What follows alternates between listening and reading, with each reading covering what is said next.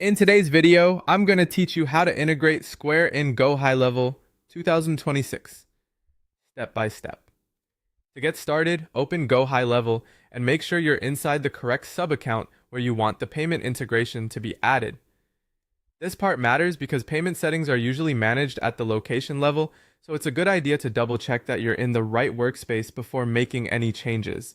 Once you're on the main dashboard, look over to the left-hand menu. This is where you'll find most of the important settings for your account. From that menu, click on Payments. That will take you into the area where Gohighlevel manages payment providers, invoices, and related billing tools. After the Payments section opens, move your attention to the top right corner of the screen and click on Integrations. This is the section that lets you connect external payment processors to your Gohighlevel account. If you're planning to accept payments through Square, this is exactly where you need to be. Inside the integrations page, find Square in the list of available options. Once you see it, click Connect.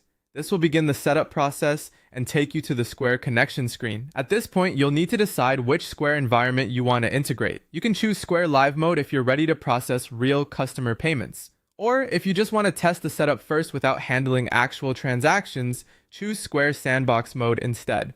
Live mode is best for real business use, while Sandbox mode is useful for testing workflows safely before going live. After selecting the mode you want, click Connect again to continue.